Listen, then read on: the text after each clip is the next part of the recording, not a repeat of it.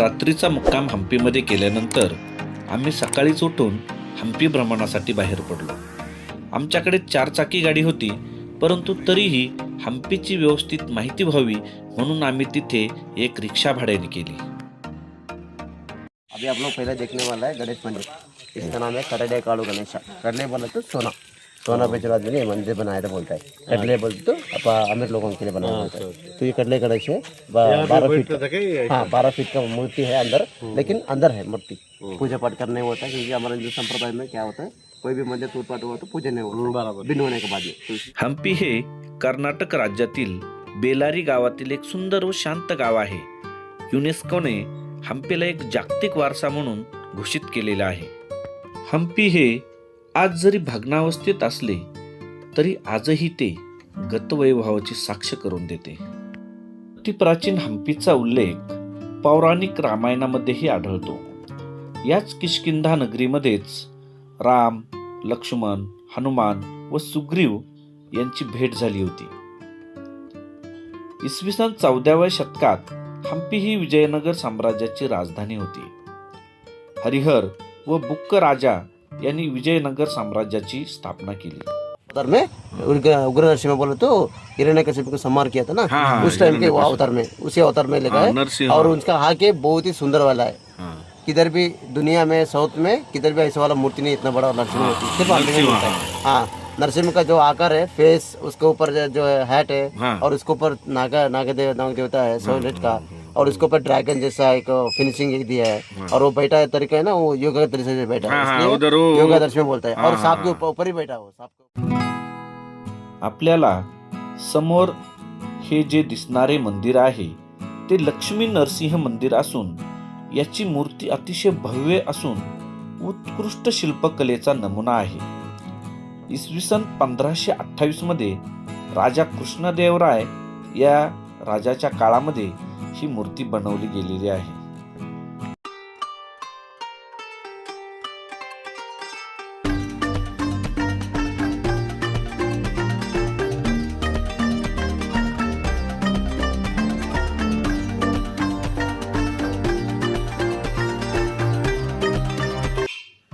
मंडळी, आपण आता आलेलो आहोत पाताळेश्वर मंदिरात. यालाच प्रसन्न विरूपक्ष मंदिर असंही म्हटलं जातं. हे मंदिर जमिनीपासून खाली असल्यामुळं याचं नाव पाताळेश्वर पडलं असावं. मंदिराच्या स्थापत्य कलेच्या शैलीवरून हे मंदिर पहिला बुक्क राजाच्या काळामध्ये बांधले गेलेलं असावं.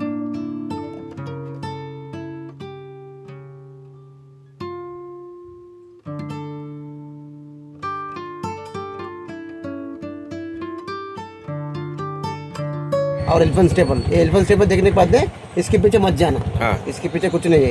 इसके सामने एक बोर्ड लिखा है, बोर्ड रंगनाथ टेम्पल बोल के. मित्रांनो, तुम्हाला एक मी इथं हम्पीमध्ये एक आश्चर्यकारक गोष्ट मला इथं दिसली.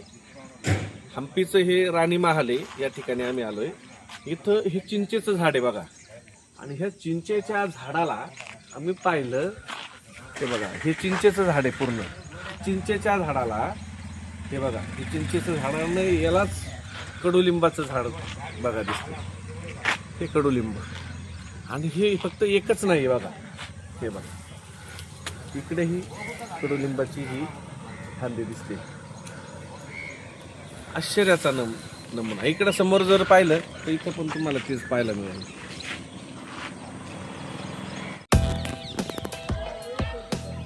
समोर दिसणारी ही कलाकृती आहे कमल महाल. यालाच लोटस महाल असंही म्हटलं जातं. अगदी कडक उन्हामध्ये सुद्धा या ठिकाणी अतिशय थंड आणि छान हवा आपल्याला अनुभवायला मिळते. मित्रांनो, आपण आता आलेलो आहोत सुंदर अशी गजशाळा पाहण्यासाठी. राजांच्या प्रमुख हत्तीला राहण्यासाठी ही 11 मोठ्या दालनांची गजशाळा बांधली गेलेली आहे. प्रत्येक दालनाच्या वर गोल घुमट आपल्याला पाहायला मिळतो, आणि ह्या घुमटाच्या खाली लोखंडी हुक असून त्याच्या आधारे दोरखंडांनी हत्तीला बांधून ठेवत असत.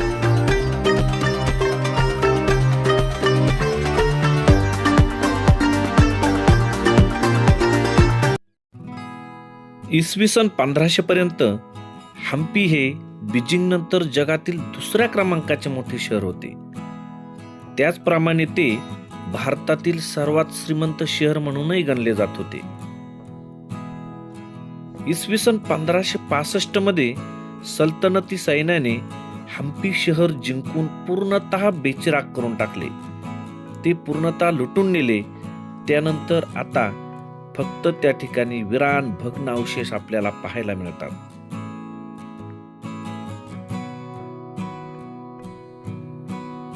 हम्पी भ्रमण करत असताना आजही तेथील भग्नावशेष पाहून त्या काळातील हम्पी शहराची भव्यता आणि दिव्यता किती मोठी असेल याची कल्पना करत बसतो.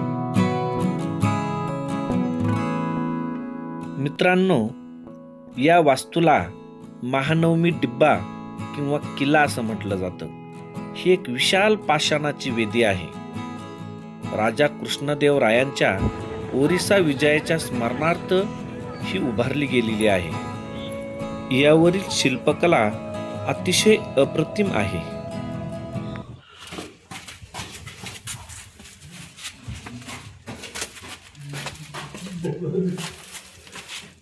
भूमिगत आहे पूर्ण. 2 रस्ते आहेत. हा, तिकडून पण आहे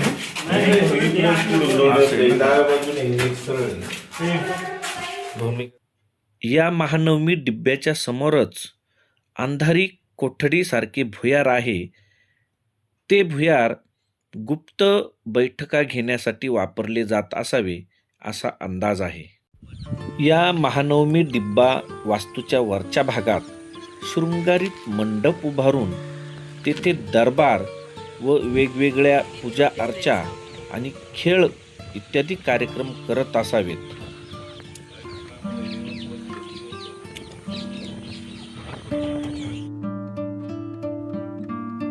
समोरच आपल्याला एक काळ्या पाषाणातील सुंदर अशी पुष्करणी आपल्याला पाहायला मिळते.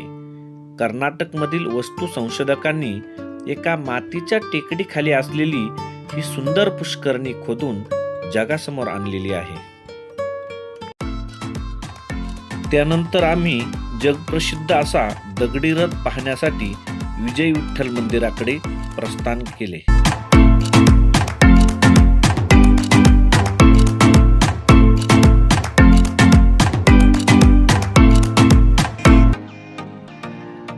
या प्रवासात आम्हाला सुंदर अशा टेकड्या आणि त्यावर असलेले अजस्त्र असे दगड पाहायला मिळाले.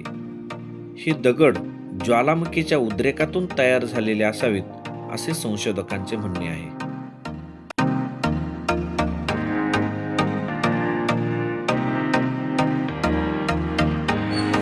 मित्रांनो, हा आहे विजय विठ्ठल मंदिराचा परिसर. वास्तुकलेचे सर्वश्रेष्ठ असे विजय विठ्ठल मंदिर राजा कृष्णदेवराय याने आपल्या विजयाच्या प्रीत्यर्थ इसवी सन 1513 मध्ये बांधलेले आहे.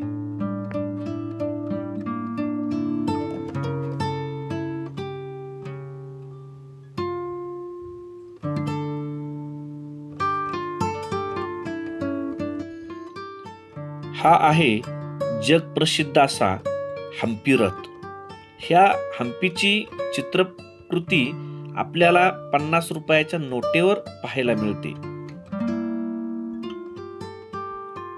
अतिशय भव्य दिव्य आणि अप्रतिम अशी शिल्पकला कोरलेले हे विजय विठ्ठल मंदिर.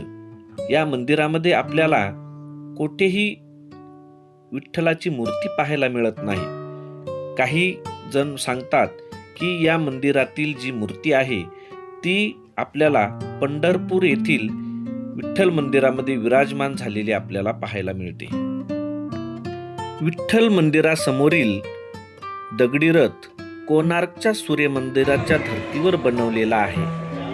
वास्तुकलेचा अद्भुत नमुना म्हणून हा दगडी रथ जगप्रसिद्ध आहे.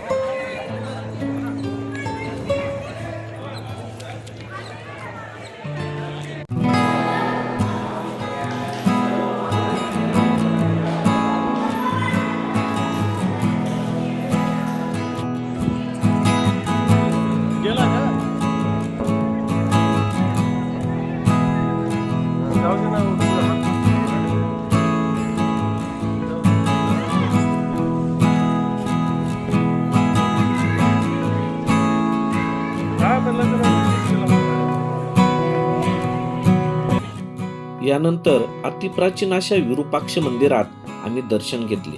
याची निर्मिती केव्हा झाली याचा कुठेही संदर्भ नसला तरी राजा कृष्णदेवरायाने इसवी सन 1510 मध्ये याचा जीर्णोद्धार केलेला आहे.